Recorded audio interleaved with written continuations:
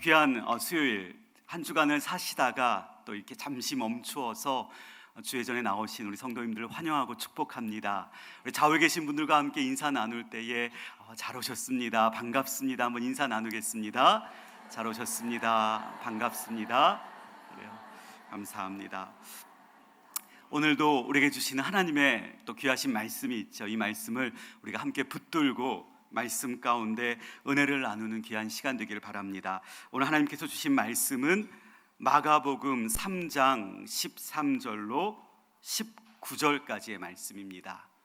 마가복음 3장 13절로 19절까지의 말씀을 우리 한 목소리로 합독해서 말씀을 읽겠습니다. 성경책을 보시고 또 자막을 보시고 우리 함께 13절부터 한 목소리로 같이 읽겠습니다. 시작. 또 산에 오르사 자기가 원하는 자들을 부르시니 나아온지라. 이에 12를 세우셨으니 이는 자기와 함께 있게 하시고 또 보내사 전도도 하며 귀신을 내쫓는 권능도 가지게 하려 하심이로라.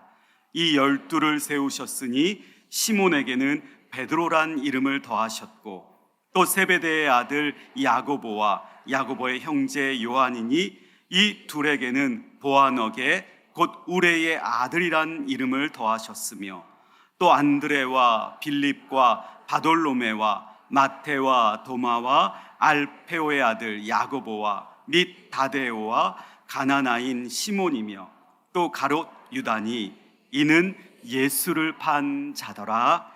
아멘. 탈무드에 나오는 이야기라고 합니다. 어느 외국의 장군이 이스라엘의 한 도시를 방문을 했습니다. 외국에서 왔기에 이스라엘의 그 도시에 있는 많은 시민들이 이 외국의 낯선 장군을 열렬히 환영을 했다고 해요. 그리고 환영식까지 열어주었다는 겁니다. 이 환영식에 나간 이 외국의 장군이 환영식에 나가서 뭔가 이렇게 기억에 남길 만한 좀 좋은 인사말을 하고 싶어서 미리 준비를 하고 이 환영식에 나가서 이렇게 인사를 했다고 합니다. 저를 이렇게 환영해 주셔서 감사합니다. 이렇게 훌륭한 도시를 방문하게 된 것은 저에게 큰 영광입니다. 제가 보기에 이렇게 훌륭한 도시이기에 이 도시에서는 지혜로운 사람들, 똑똑한 사람들, 그리고 훌륭한 사람들이 많이 태어났을 것으로 생각이 됩니다 라고 그렇게 인사말을 했다는 거죠. 그러자 그 환영식에 참석했던 수많은 랍비들 중에서 한 랍비가 벌떡 일어서더니 이렇게 말을 했다는 거예요. 글쎄요, 내가 알기로 이 도시에서 태어나는 사람들은 모두 아기들밖에 없습니다 라는 말을 했다고 합니다. 여러분, 이 랍비의 말이 틀린 말인가요? 틀린 말이 아니지요. 태어나는 사람들 모두 다 아기일 수밖에 없지요. 그런데 이 이야기가 강조하는 것이 있어요. 그것은 아무리 똑똑하다 해도, 아무리 훌륭하다 해도 태어날 때부터 똑똑하고 지혜롭고 훌륭한 사람은 없다는 거죠. 후천적으로 그렇게 만들어진다라는 이야기입니다. 그만큼 교육이 중요하다는 말이에요. 잘 가르쳐야 좋은 사람이 되는 것이고, 좋은 선생님을 만나야, 훌륭한 스승을 만나야 바로 그 제자도 좋은 제자요, 훌륭한 제자가 될 수 있다라는 이야기입니다. 영어 속담 중에 우리가 어떤 사람을 만날 때야 비로소 우리가 어떤 중요한 것을 배울 수 있다라는 속담이 있다고 해요. 어떤 속담이요? 어떤 사람을 만날 때야 중요한 어떤 것을 배울 수 있다는 거죠. 여러분, 정말 그런 것 같습니다. 우리는 만남을 통해서 무언가를 배울 수 있고요, 만남을 통해서 우리가 성장하고 변화할 수 있다라는 거예요.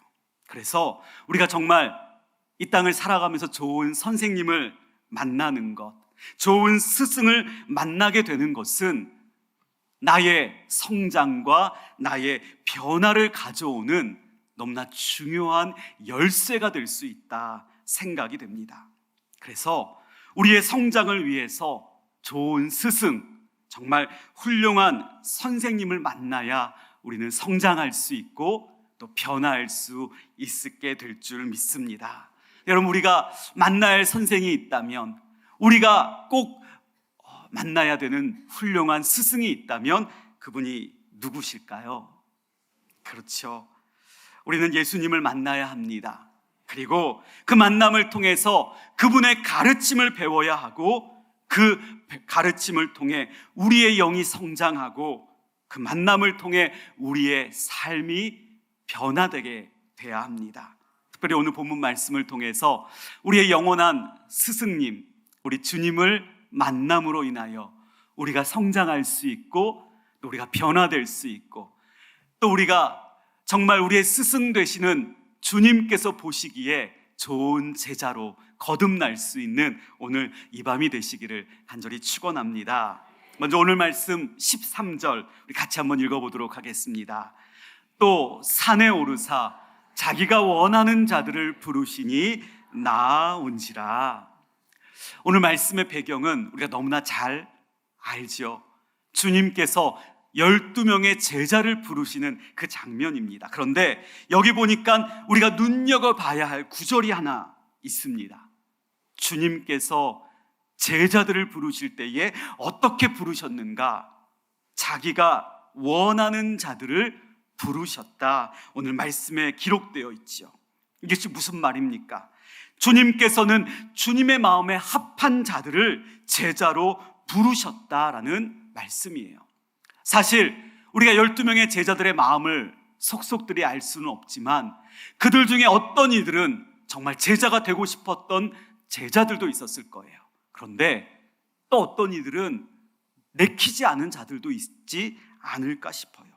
그러나 그들의 의사와는 상관이 없이 우리 주님이 원하시는 대로 제자를 부르셨다라는 것입니다. 근데 오늘 이 말씀에만 있는 것이 아니라 요한복음 15장 16절을 보면 우리 주님이 이렇게 말씀하셔요. 같이 한번 읽어보겠습니다. 너희가 나를 택한 것이 아니요 내가 너희를 택하여 세웠나니 이는 너희로 가서 열매를 맺게 하고 또 너희 열매가 항상 있게 하여 내 이름으로 아버지께 무엇을 구하든지 다 받게 하려 함이라. 아멘. 우리가 택한 것이 아니라는 거죠. 우리 주님께서 제자를 부르실 때 그 주도권은 우리 주님께 있었다라는 것입니다. 여러분, 이 말이 이해가 되십니까? 우리가 우리의 스승이 되시는 주님을 만날 때에 가장 먼저 기억해야 될 것이 있다면 바로 이것이에요. 주님께서 저와 여러분들을 제자로 먼저 부르셨다라는 거예요.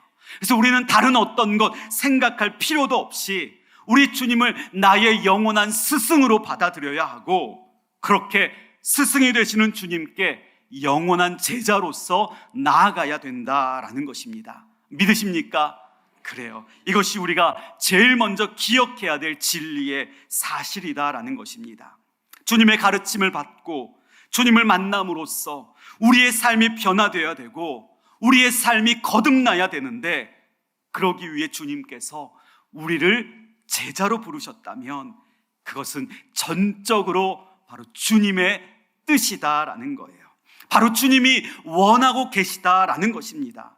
그래서 우리가 이 땅 살면서 견눈 팔 필요가 전혀 없어요. 주님 외에 다른 어떤 존재도, 다른 어떠한 것도 우리의 영원한 스승이 될 수 없다는 것을 우리가 기억하고 영원한 스승이 되시는 주님만 바라봐야 될 줄 믿습니다. 12제자 중 어느 누구도 자신의 뜻에 따라 제자가 된 사람은 없었습니다. 자신의 공로나 자신의 노력으로 제자가 된 자도 없었습니다. 오직 그들이 제자가 될 수 있었던 이유는 단 한 가지였어요. 주님의 은혜였죠. 주님의 은혜로 말미암아 주님의 뜻대로 부르심을 받아 그들이 제자가 되었던 것입니다. 여러분, 우리 역시 마찬가지입니다. 우리가 주님을 나의 영원한 스승으로 부를 수 있다면 그것은 당신의 기쁘신 뜻대로 나를 불러주시고 우리를 불러주셨기에, 주님께서 친히 말씀으로 가르쳐 주셔서 우리는 그 주님의 가르침대로 살아갈 수 있다는 것 꼭 기억하게 되시는 저와 여러분들 모두가 되시길 축원합니다. 그렇기 때문에 사실 자랑할 게 없어요. 그리고 교만할 것도 없습니다. 내가 잘나서 하나님을 믿게 된 것도 아니고요, 내가 공로가 있어서 주님의 제자가 된 것도 아니기 때문에, 내가 뭔가 잘하는 것이 있어서 주님의 제자요 하나님의 백성이 된 것이 아니기 때문에 결코 자랑할 것도 없고 교만할 것도 없다라는 거지요. 오직 우리가 자랑할 것이 있다면 그것은 주님의 은혜, 나를 불러주시고 나를 택하여 주시고 나를 제자로 삼아주신 그 주님의 은혜에 감사해야 한다라는 것입니다. 오늘 하루도 나를 불러주시고 나를 이 자리에 있게 하시고 나를 통하여 주님의 말씀을 듣고 그 가르침대로 살게 하여 주신 우리 하나님께 감사의 고백을 드릴 수 있는 저와 여러분들 모두가 되시길 축원합니다. 두 번째로 오늘 말씀 14절과 15절 말씀 다시 한번 같이 읽어보겠습니다. 이에 12를 세우셨으니 이는 자기와 함께 있게 하시고 또 보내사 전도도 하며 귀신을 내쫓는 권능도 가지게 하려 하심이로라. 아멘. 제자들을 세우신 주님께서 전도도 하게 하시고 귀신도 내어 쫓게 하시는 그 중요한 일을 하게 하시기 전에 제일 먼저 중요한 것 한 가지를 가르쳐 주고 계셔요. 그것이 무엇인가? 오늘 말씀에 보니까 자기와 함께 있게 하셨다라는 거예요. 믿으십니까? 누구와 함께 하셨다는 거예요? 예수님과 제자들이 함께 하게 하셨다라는 것입니다. 사실 이 12 제자를 부르신 이 말씀은 오늘 이 말씀 특별히 마가복음에만 기록된 것이 아닙니다. 마태복음 10장에도 그리고 누가복음 6장에도 이 사건이 기록되어 있는데 여러분 찾아가 보면 이 구절이 빠져 있어요. 자기와 함께 있게 하셨다, 예수님과 함께 있었다라는 이 구절이 빠져 있고요, 오늘 본문 말씀 마가복음에만 기록되어 있다라는 거예요. 어떤 의미가 있지 않겠습니까, 여러분? 마가복음을 기록한 마가는 이것이 너무나 중요한 가르침이었기에, 주님과 함께 있는 것이 너무나 소중한 것이었기에 그는 오늘 이 마가복음 기록을 하면서 이 구절을 분명하게 기록하고 있다는 것입니다. 여러분, 제자들과 주님이 함께 있었다는 거예요. 어떤 모습일까요? 우리가 잘 아는 말로 표현하면 동고동락. 어떤 뜻입니까? 그래요. 인생의 쓴 경험, 그 어려움도 함께 경험하는 것이요, 인생의 즐거움과 기쁨도 함께 나누는 것, 그것이 바로 주님과 함께 있게 하셨다라는 의미라는 거예요. 왜 주님은 그렇게 하셨을까요? 그 모든 일들을 통해서 우리 제자들이 그 주님의 마음을 알게 하시기 위해서, 어려움을 만날 때에 어떻게 대처해야 하는지, 즐거움 앞에서는 어떤 모습을 보여야 하는지를 알게 하시기 위해 그들이 주님과 함께 있게 하신 것이 아닌가 싶습니다. 함께 있으면서 하나님 나라의 복음을 전하는 것이 왜 중요한지, 그 복음의 능력이 이 땅 가운데 어떻게 나타나는지, 더 나아가 이 세상이 얼마나 악하고 악한지, 그 악함으로 인하여 얼마나 많은 사람들이 고통을 당하고 슬픔 중에 있는지를 보게 하시기 위해 주님은 그 삶의 모든 현장 속에서 제자들과 함께 동고동락하고 있었다라는 것입니다.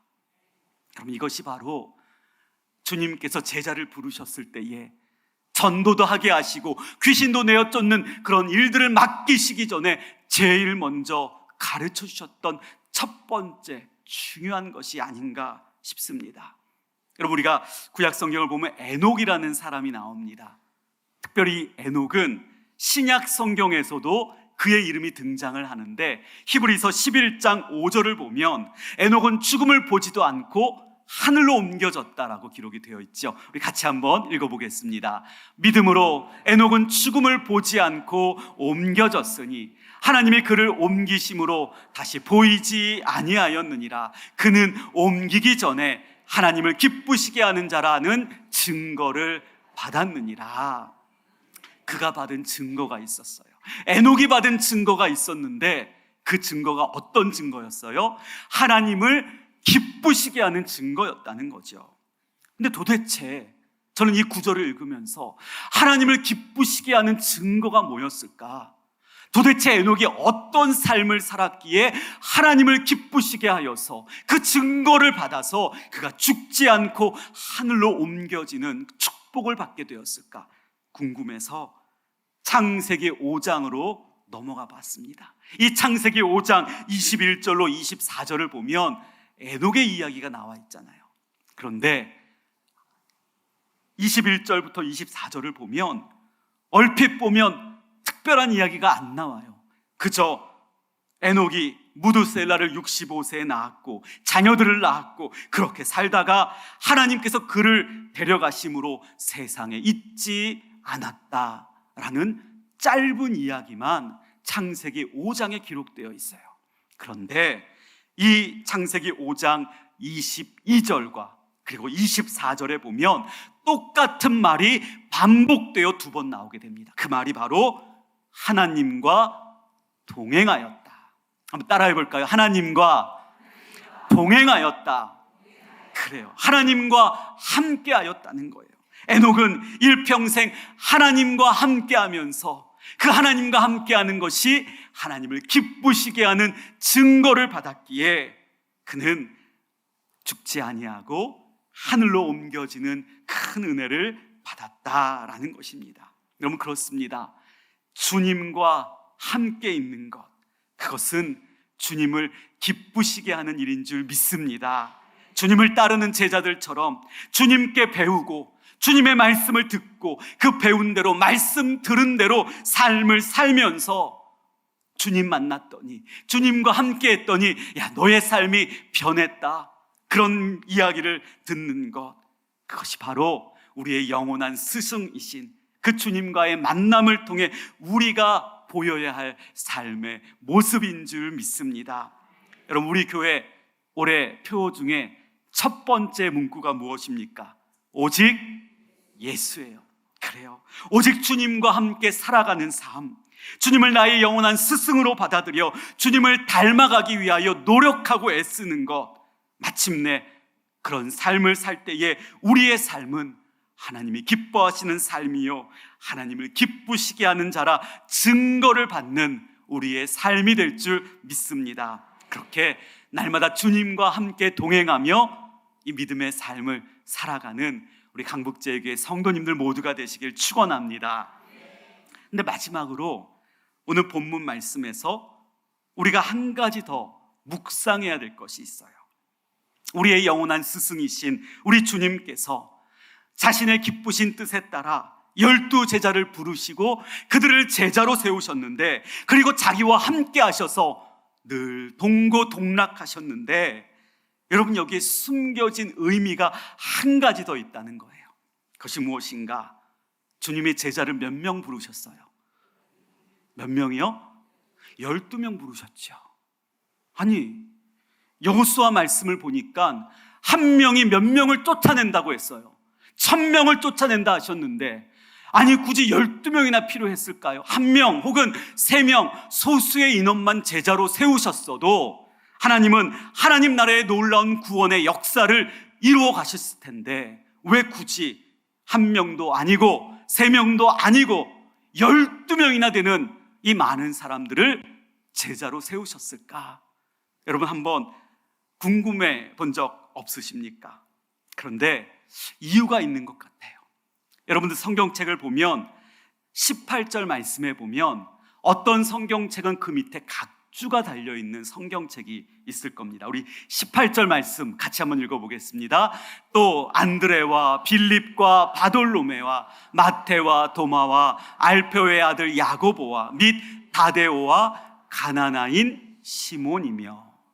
제자들의 이름이 나열이 되고 있는데 각주가 어디에 붙어 있냐면 가나나인 밑에 각주가 있어요. 그래서 이 뜻이 뭐라고 되어 있냐면 어떻게 되어 있어요? 아람어에서 온 말로 열심당원이란 뜻이다라는 거예요. 그럼 이것이 무슨 말입니까? 열심당원이었다는 거예요, 시몬은. 그런데 이 열심당원은 어떤 사람입니까? 당시 로마의 압제를 받으면서 그 압제로부터 우리 민족을 해방시키고자 결성된 열심당의 당원을 말하는 것이 바로 열심당원이었다는 거예요. 로마에 대항했던 사람, 로마를 적으로 보았던 사람이 바로 시몬이었다라는 거죠. 그런데 18절에 나오는 마태가 나오죠. 그럼 마태는 어떤 사람입니까? 세리예요. 세리는 어떤 사람입니까? 이스라엘 백성들에게 세금을 받아서 누구에게 바치는 거예요? 로마에게 바치는 거죠. 로마의 눈치를 볼 수밖에 없고요, 로마에게 잘 보여야 하고요. 그래서 살아남는 사람이 바로 세리였다는 거죠. 마태는 사람들에게 매국노라 불리는 사람이었다는 거예요. 여러분 상상이 되십니까? 한 사람은 무력으로 저항하며 로마에 대적했던 사람이요, 다른 한 사람은 로마에 돈을 바치며 자신의 영달을 꿈꾸었던 매국노라고 불렸던 사람이에요. 요즘 말로 말하면 친미, 또 요즘 말로 말하면 반미. 친미도 예수님의 제자였고요, 반미도 예수님의 제자였다는 거예요. 같이 하기 힘든 사람들입니다. 생각하는 것이 다릅니다. 관점이 틀립니다. 한 문제를 놓고 싸울 수 있어요. 그런데도 불구하고 주님은 이들을 제자로 부르셨다는 거예요. 그리고 주님과 함께 하게 하셨다라는 거예요. 여러분, 주님이 이들의 성향을 모르셨을까요? 이들의 생각을 모르셨을까요? 이들의 가치관을 전혀 모르셨을까요? 아니요, 다 아셨을 거예요. 그런데도 왜 주님은 이렇게 다른 사람들을 제자로 부르셨을까요? 여러분, 여기서 중요한 의미가 있어요.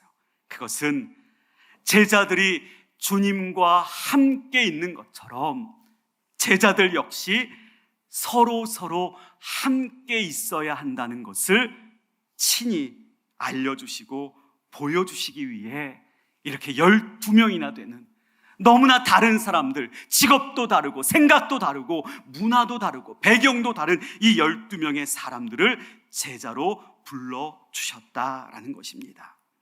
여러분, 교회는 어떤 모습입니까? 노벨 평화상을 받았던 투투 주교는 교회에 대해 이렇게 말합니다. 교회는 빨주노초 파남보에 각기 다른 색을 가진 이들로 이루어진 무지개 공동체이다. 우리 교회도 자세히 살펴보면 얼마나 다양한 사람들, 얼마나 다른 사람들이 계십니까? 그런데 그렇게 다양하고 다른 사람들이 서로 함께하고 주님과 함께할 때에 참된 교회의 사명을 이루어가는 것, 그것이 바로 주님이 원하시는 아름다운 교회의 모습이다라는 것이지요. 주님은 12명이나 되는 제자들을 부르셨습니다. 너무나 별 볼 일이 없고 너무나 다른 그들이지만 그들을 부르셔서 제자된 하나의 공동체로 만드셨고, 공생의 기간 동안 날마다 주님과 함께 있게 하시면서 그들 모두를 제자로 세우셨던 것이죠. 저는 우리 강북제일교회도 이런 교회가 되었으면 좋겠습니다. 그래서 서로가 서로를 볼 때에 나와 다르다고 틀렸다고 정죄하는 것이 아니라 나와 다르지만 주님의 제자로서 서로가 서로를 받아주고 서로가 서로를 이해해주고, 그렇게 주님과 함께하며 주님과 동행할 수 있는 멋진 교회, 아름다운 성도님들이 되시기를 주의 이름으로 축복합니다. 우리 사진 한 장 보겠습니다. 예수님의 모습인데요, 예수님의 상인데 2차 세계대전이 끝난 이후에 프랑스의 스트라스부르크라는 한 도시의 교회 마당에서 발견된 예수님의 상입니다. 전쟁의 참혹한 속에서, 그 떨어지는 폭탄 속에서 그만 예수님의 두 팔이 다 잘려지고 이렇게 예수님의 모습만 남아 있었다는 거죠. 교회 대표들이 모였습니다. 서로 의논을 했어요. 자, 이제 이 예수님의 두 팔이 잘린 이 예수님의 상을 어떻게 할까? 어떤 사람들은 새로 팔을 만들어서 붙이자고 말하고요, 또 어떤 사람들은 이 상을 아예 없애버리고 새로 예수님의 상을 만들어서 다시 세워놓자 말하는 사람도 있었어요. 그런데 한 사람이 갑자기 손을 들고 말하는 겁니다. 이 두 팔이 없는 예수님의 상을 그대로 놔둡시다. 그리고 이 예수님의 상 아래에 이렇게 글자를 썼으면 좋겠습니다. 예수님은 당신의 팔을 원하십니다. 우리가 주님의 두 팔이 되어 드립시다. 그래서 교회는 그 사람의 말에 따라 이 두 팔이 없는 예수님의 상을 그대로 두었고, 그 아래에 예수님은 당신의 팔을 필요로 하시기에 우리가 주님의 두 팔이 되어 드립시다 라고 글을 써두었다고 합니다. 사랑하는 성도님들, 우리 주님은 저와 여러분들을 제자로 부르십니다. 저와 여러분들이 주님의 손이 되어서, 그리고 저와 여러분들의 발이 주님의 발이 되어서 주의 일을 감당하시게 되시기를 원하십니다. 저와 여러분들을 제자로 불러주신 그 주님의 거룩하신 뜻, 그 기쁘신 뜻을 기억하고 감사할 수 있는 우리 강북제일교회 성도님들 되시길 축원합니다. 그리고 그 주님과 함께 동행하고 그 주님을 따라 살아갈 수 있는 참된 제자들 되시기를 축원합니다. 더 나아가 12 제자들이 멋진 팀워크를 이루며 함께 했던 것처럼 우리 모두가 서로를 받아주고 이해하고 용납해 줌으로써 주님의 놀라운 역사를 이루어가는 거룩한 성도, 거룩한 교회가 되시기를 다시 한번 주님의 이름으로 축원드립니다. 기도하겠습니다. 하나님 감사합니다. 오늘 말씀을 통해서 제자로 우리를 부르시고 영적인 깨우침과 삶의 변화를 원하시는 그 주님의 크고 기쁘신 뜻을 깨닫게 하여 주시니 감사합니다. 주님이 원하시는 제자, 주님을 기쁘시게 하는 제자가 되어 주님이 하신 일을 증거하는 우리 모든 성도들 되게 하여 주시옵소서. 나의 손과 나의 발이, 우리의 손과 우리의 발이 주님의 손과 발이 되어서 하나님의 영광을 드러내며 사는 우리의 날마다의 삶이 될 수 있도록 축복하여 주시옵소서. 늘 우리와 함께 하시고 우리의 발걸음과 동행하여 주시는 우리 구주 예수 그리스도의 이름으로 기도드리옵나이다. 아멘.